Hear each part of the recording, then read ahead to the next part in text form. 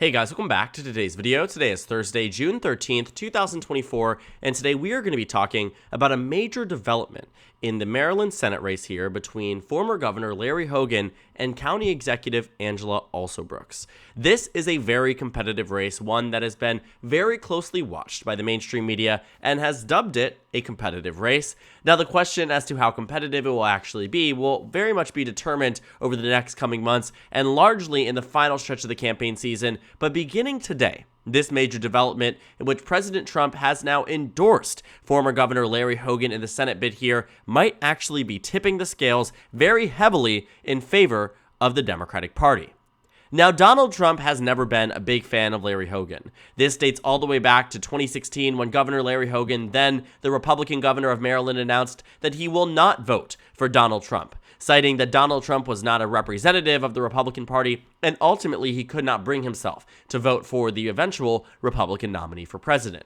Then again in 2020, despite being the incumbent president and despite many other Republicans who had initially taken very similar stances against President Trump in 2016, had since reverted their stances and announced that they would be voting for Trump in 2020. This time around, Larry Hogan didn't change a thing. And so it built up this animosity between the two candidates, between the two people that had been, in relative terms, sometimes popular amongst the mainstream GOP, and President Trump, who represents the mainstream GOP. And today in this announcement, Donald Trump endorsing Larry Hogan actually serves as a major disservice to Governor Hogan's re-election bid. A decision that seems to have been made out of maybe incorrect political calculus from the Trump end, or maybe intentional political calculus to doom Larry Hogan's bid. Regardless, the result is the same. A Donald Trump endorsement in a Maryland Senate race is far from what you're looking for as a candidate who is expecting to win statewide. Right now, the polls are showing that it is arguably a competitive race based on these numbers alone that Larry Hogan might actually be in the advantage point. The Real Clear Politics average has Larry Hogan up by 6.5%. That's because out of the four most recent polls, he leads in three of them. Now, the most recent one from The Hill and Emerson College do show Angela Alsobrooks with a 10-point advantage. And if you hear it from me personally, somebody who lives in Maryland, and I get it, a lot of my evidence is anecdotal, but I do not believe that Larry Hogan will be the next senator from Maryland. But I do think he could narrow it up. I do think that Larry Hogan could be in a position where, you know what, this Senate race could be far more competitive than Democrats would have even hoped for. But when Donald Trump makes decisions like these, and when he comes out publicly and says, I'm going to endorse Larry Hogan, I want him to win, I think he would be a great advocate in the Senate, all of these comments are handing attack ads and materials to the Democratic campaign here to say, this is how you associate Larry Hogan with Donald Trump. Larry Hogan did a phenomenal job in the state of Maryland at disassociating with President Trump in 2016 and in 2020 that allowed him to win re-election in 2018 despite it being an overwhelming beneficial year for the Democratic Party nationally. They won back control of the House, they won numerous Senate seats, and when it came down to the governor elections, Democrats flipped multiple seats. But not Maryland, a state that Hillary Clinton had won in 2016 by over 20 points, a state that Joe Biden would go on to win by the largest margin we have seen for a Democrat in Maryland in decades. And so for Larry Hogan in 2018, in between it all, as a Republican in this state, to win re-election not by a point, not by 2 points, but by 12 points across the state meant something. It meant that Larry Hogan was reaching people where they were. He was winning over traditionally Democratic counties and doing so in a very flawless, arguably, execution in this governor race.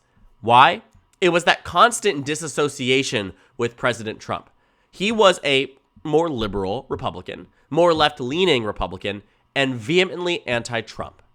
And now they're meshing back together. Larry Hogan was very seemingly, and I think we could say this because we can perceive the way that he talked about Donald Trump, the way he talked about the conviction. Larry Hogan said that we need to respect the rule of law when every other Republican fell in line and said, this conviction is a sham. This conviction is from Joe Biden's Justice Department. All of these different comments that Republicans had made nationally, statewide, whatever it might be, Republicans were unified behind Trump, not Larry Hogan. And so that comment that Larry Hogan actually made, in a way, endorsing the decision from the Court of Law in New York, we ended up with Chris LaSavita, who is Donald Trump's, you should know his name because if you look into him, he's a very high up official in the Trump campaign. He's practically Trump's campaign manager. And he quote-tweeted Larry Hogan's tweet and said, this is the end of your campaign. The RNC nationally said, We may not even support Larry Hogan after a comment like that one. And so you have the National Republican Party saying we might pull out of your race. You have Donald Trump's campaign manager saying you've just lost your entire base. But Donald Trump himself is endorsing Larry Hogan. I'm not going to lean into conspiracy theories or maybe an intentional manipulation of a race to doom Larry Hogan from the Trump team, but I do want to say this. It should have been heavily, heavily advised that an endorsement from Donald Trump in this Senate race was only going to hurt. I was thinking back to the last election where we saw a mainstream Republican distance themselves from Trump and do so, arguably, effectively. It wasn't Larry Hogan's victory in 2018. It was actually Glenn Youngkin's victory in Virginia in 2021. Glenn Youngkin won in this race and arguably did so in a very powerful fashion. He was able to win by a very strong amount. He was doing very well across the state, and you can see that he took a state in the governor's race. I'm going to pull you up to 2021, won it by 1.9% in a state that Joe Biden had won by 10.1%. A 12-point swing, exactly 12-point swing, from 2020 to a year later. How did Glenn Youngkin do this? Well, he distanced himself very publicly from Donald Trump. He wasn't as far as Larry Hogan as saying, I didn't vote for him. Glenn Youngkin still was a conservative, more so than Larry Hogan, and still more so in the Trump camp than Larry Hogan. But he distanced himself well. He didn't campaign with Donald Trump. He didn't bring Donald Trump into Virginia at all in any advertisements, in any support mailers. There was practically zero mention from Donald Trump. And the media tried to press Glenn Youngkin on this because it wasn't clear what his stance was on the former president. But that's the exact type of strategy that allowed him to win. Donald Trump still held animosity against Glenn Youngkin in, the years after, even going so far as to lashing out against him against Glenn Youngkin when he had made a comment about the midterm election performance, saying Glenn Youngkin couldn't have won without me. Glenn Youngkin, for a period of time, was a presidential hopeful after Republicans had an abysmal election performance in the 2022 midterms. And it was because Glenn Youngkin distanced himself effectively. Sorry, I'm tripping up on that word here.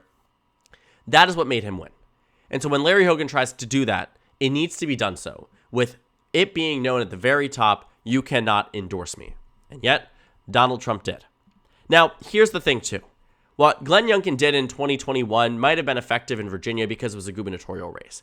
I don't know if it would have been effective if there was an off-cycle Senate race in Virginia, because there was a Senate race in Virginia just a year later. And you can guess what the Democratic margin, not a year later, there was a House of Delegates and state Senate election that Democrats ended up winning. But you can see that, historically speaking, Democrats do quite well when it comes down to Virginia statewide elections. Regardless of any distancing, I don't imagine that somebody like Glenn Youngkin could run for Senate and win it by a margin of what the average here is saying. Larry Hogan's up by 6.5%. I think this is also very much a very, very, very high number for Larry Hogan on the sole basis that voters don't associate him with Trump. On the sole basis that voters from 2020, and arguably Maryland is much more liberal than Virginia, and we'll look at that in just a moment, that they don't associate him with the former president. And so I think in any case, any mention of Larry Hogan should honestly be negative from Donald Trump. Because while I do think there will be an impact, should Donald Trump have come out fully against Larry Hogan and said, this guy's a rhino, he doesn't deserve to be in the Senate, I think there could have been an argument to be made that he would actually have lost support amongst his core base. But I think it actually would have helped him amongst independents, because Larry Hogan could have pointed to that and said, even Donald Trump doesn't want me in the U.S. Senate, which would enrage enough voters on the left that would say, I liked Larry Hogan as governor. I think he would be a more fair option for Senate here, and maybe it's time for Maryland to have a change. But when Donald Trump again comes out with this full-fledged endorsement, that's when things stop. Because Donald Trump in 2020, and this is getting to the point about Virginia and Maryland being very separate states, Maryland gave Donald Trump just 32% of the vote. If we were to put this into comparison with any other Republican state, just to put things out there, you're talking about states like Kentucky, states like Nebraska, states like West Virginia. That is the level at which Maryland is left-leaning, as those states are right-leaning. Maryland is not a state that you will find Larry Hogan doing well like Joe Biden did. If there was any ounce or any chance of victory, it would be by the narrowest margin we have seen in a Maryland Senate race in a very long time. And it would have required everything to go correctly. It would have required Angela Alsobrooks being a lackluster candidate. She's not. It would have required Larry Hogan being as popular as he was as governor. He's not. Honestly speaking, he would have been best positioned for this if he was the incumbent governor, but he's not. And it would certainly have required a complete and total pushback from former President Trump as a way to make Democrats feel more comfortable with Larry Hogan in the Senate. Because I do not believe there are many voters out there that voted for Joe Biden in 2020 that would feel comfortable backing the same candidate that Donald Trump wants to back too. It is very rare that we will see these voters, which is the exact reason that in my own predictions, I believe Maryland is a safe Democratic state. I think Maryland on the Senate level is a safe Democratic state. And that's because I, one, entirely expected circumstances like this one to arise, where there would be some level of miscalculation on the Trump team that ends up with him endorsing Larry Hogan. And it is, practically speaking, a full endorsement, right? What he did here was said that Larry Hogan, regardless of what he said, should be in the U.S. Senate. When you take a look at the comments here, I'd like to see him win. Easy clip, Democrats got that. I think he has a good chance to win. Another fundraising line, another line to inspire Democrats to get out and vote against him. I know other people made some strong statements. Chris LaSavita mentioned explicitly down here. But I can just say from my standpoint, Trump's standpoint, I'm about the party, Republican Party. I'm about the country, Trump's country. And I would like to see him win. That's the way Democrats are going to dissect this and peel this and use this effectively in a state that is not kind to Republicans in any fashion. And Larry Hogan was the last of his kind. When he won in 2018, that was the last time we saw a Republican win in Maryland. And he was going to be the last for a very long period of time. If you want to know just exactly what happened the next time we saw a Maryland governor race, Governor Wes Moore ended up winning by, get this, nearly the exact same margin that Joe Biden defeated Donald Trump. There is no longer an appetite for Republicans in the state of Maryland, including Larry Hogan. There is no longer an appetite for a Senate race to have a Republican representing a deep blue state. We have very few examples of Democrats representing very solid red states and Republicans representing very solid Democratic states. Very few examples mean states like West Virginia, Maine, Montana, and that's when you sort of end it. Because cross-party voting was a thing of the past. It was honestly a thing that got Larry Hogan elected in the first place. He didn't win because he distanced himself from Trump in 2014. Trump was rarely a relevant political figure or relevant political actor. Larry Hogan won by 3.8% because he capitalized on the anti-Obama sentiment and low turnout amongst Democrats. Larry Hogan won by 3.8. He won, again, with a more tempered campaign, not Mitt Romney-esque, not John McCain-esque, more liberal than that. And now today, I would say, they are probably seen as one and the same because they're not Trump. They're anti-Trump. But regardless, Maryland in the Senate, in the governor race here, went to Larry Hogan. And governor races too. I think this is more on the end of, it was never really practical in the first place for Larry Hogan to run. But governor races are very, very rarely indicators of what you can see in a Senate race. Let me provide you an example. In 2016, we saw Governor Steve Bullock win by 3.9% in Montana. President Trump won in this state by roughly 20 points, 21 percentage points across the state. That's a 25-point swing. Donald Trump won by 21. Steve Bullock won by roughly 5. 21, 22-point swing. That matters. Or 25, 26-point swing, rather. When you look at the next election, Donald Trump won by 16.4. Well, Steve Bullock as governor was actually term limited.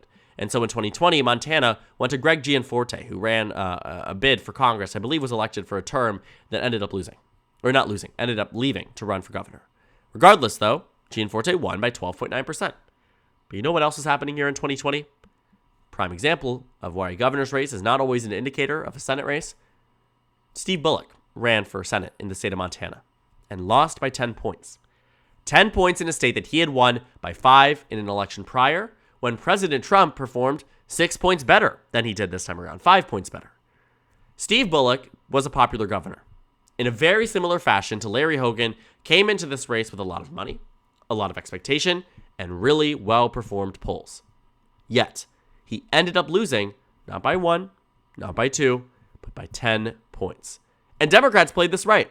Joe Biden didn't go out there to campaign for him. Kamala Harris didn't go out there to campaign for him. They left Montana to him, and it still didn't work. I think this time around, Larry Hogan, honestly speaking, was doomed from the beginning. But when Donald Trump throws out these comments, It is only harmful in a state that is Biden plus 33. Let me repeat that. It is only harmful in a state that is Biden plus 33. There is no political calculus here that would make sense that Donald Trump endorses Larry Hogan, especially after Larry Hogan never endorsed him, after Larry Hogan has condemned him in every which way. Larry Hogan spent 8 years building up this Senate campaign by going after Trump from the very beginning. And Donald Trump threw that all away when he offered his unconditional support. That is the problem for Republicans in Maryland, and that is the exact reason why I think, and have been thinking for a while, that this Senate race was never going to be competitive to begin with. Larry Hogan needed everything to go right. And so far, I can name a handful of things that have gone absolutely wrong. Hogan needed, again, so much to work for him. But when it doesn't happen and things fall apart piece by piece, this is a prime example of a Senate race that, if everything had been checked, all the T's were crossed, all the I's were dotted, it could have worked in some estranged reality. But certainly not this one. And certainly not one where the former president, who has an approval rating in the 20s or 30s in the state of Maryland, is endorsing full-fledged a Republican who spent 8 years running far and far away from him, from his party, and now we see the direct repercussions of that. Donald Trump's endorsement just lost Larry Hogan this Maryland Senate race. So thank you guys so much for watching this video. Make sure to comment down suggestions below. Subscribe on the left if you haven't already, and check out the Instagram and Twitter. At the bottom left of the screen, there's also a Discord server for you to go ahead and join. On the screen, there's a video you can watch, and then a playlist for my 2024 Senate election analysis videos. Again, thank you guys so much for watching, and I will see you all tomorrow.